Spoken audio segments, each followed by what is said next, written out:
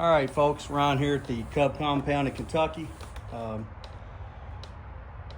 Beautiful spring day, out here doing some bike detailing, a little restoration work, some modifications and whatnot, and thought I'd take this opportunity to do another how-to video for anybody that hasn't changed the fork boots. Might seem like a task, but it's really not bad.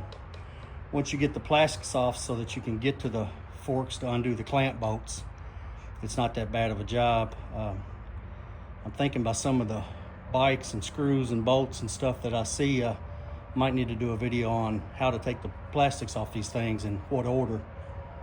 Once you get it down, it's really not that bad. They're not that bad to take apart and put back together. But anyway, we'll get on to the fork boots. I've already taken the clamps off the top.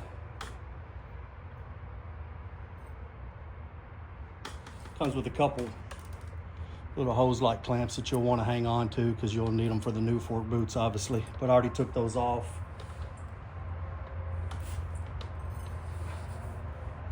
I usually take a box knife and slice the old boots because they're so hard. They're actually really difficult to get off down here at the bottom.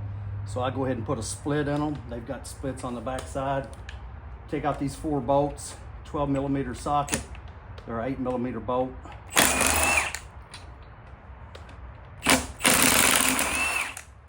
The top two, the forks actually have a half-moon groove in them. That's what positions them, and that's what gets them where they need to go to be even and keep them from falling out if they get loose. The forks, that is.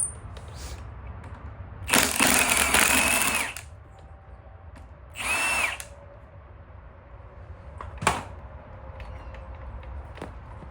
think the weight's holding that one a little bit because it's the last one. Took it out first. Typically, you don't have to release the brake cable. You can get enough slack in it. I've luckily got a chain assist out here in the shop. You could do this on a bucket. I would definitely suggest balancing it somehow, or just if you got one of your ratchet straps and can throw it over a rafter in the garage, that'll work too. Like I said, sometimes you'll have to take a hammer, especially take them apart. Just tap them there a little bit and raise it on back up, get them to drop out.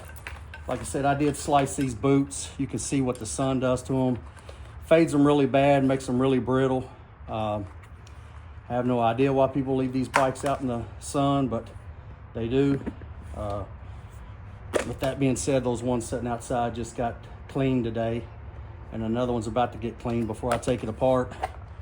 When I work on these bikes, I simple green them, pressure wash them once, then completely disassemble them, simple green and pressure wash them again, then do whatever work and modifications I'm going to do, and then reassemble them and detail them one more time. When you've got these apart, there's the grooves I was talking about that the top 2 bolts ride against, and that decides where they set in there and keeps them from falling out. But this is a prime opportunity to clean those fork shafts. I literally just use some WD-40, spray on them there. Take an old shop rag, wipe them down good. Clean the top of the shock bodies.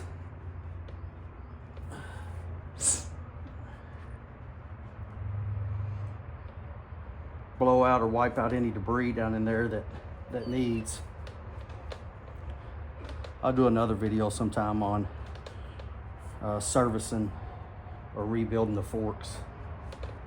Then when I'm wipe them down a little bit or decent, I do like to spray some WD-40 down in there. Keeps those seals moist, and the shocks as they travel, I kind of let it pull up in there and just leave it. I'm then going to put on my new fork boots. At the bottom, they push down and set in a groove. The top, you'll have to pull up later with the clamps. I just want to get them on there for now so I can always move my clamps later. All right, so they're on there. You saw me spray a little WD-40 in there just to help that out. And just line them back up. Like I said, the chain assist helped with me doing everything by myself. They're starting to come in there.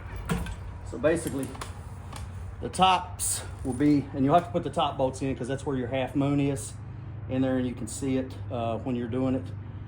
But they need to go in first. Give them a little tap to make sure that they have reached the right position. You can see this one's up a little bit. Well, I hope you can. Let me check. Yeah. All right. You can just tap that down a bit with the hammer. Tap on the body, whichever way you need to go.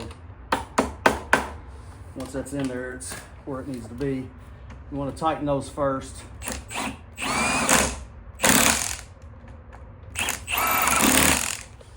Then your bottom one should go right in, no issues.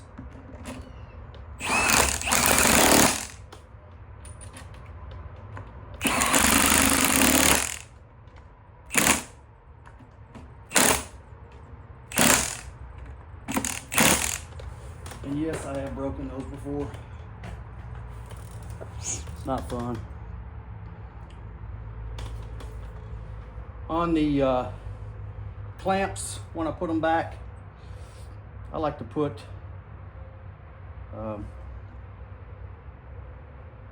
screw to the inside just so it's not sticking out in the way of anything.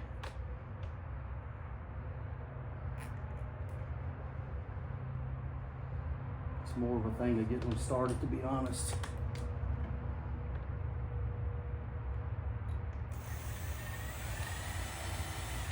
Once you got them started, just hold below them.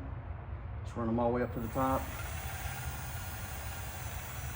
These little clamps pretty much go all the way till they touch. Just how they're designed.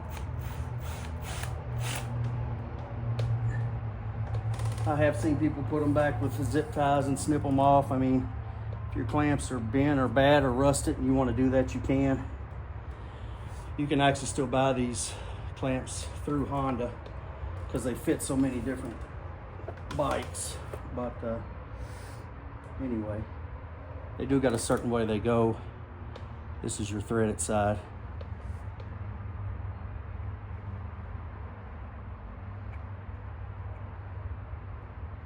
You can bring it around here to where you can get it started to see. Like I said, I just think it's a cleaner look to have them on the inside out of the way. Just always the way I've done it. Everybody has their little knacks with stuff.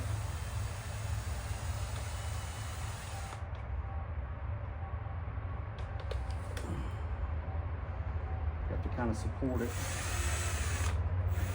And like I said, just run it in. Run it in till it touches, and there you are. There's a Cub with a new set of fork boots, and it helps the looks of them tremendously. All right, guys, till next time, thanks for tuning in.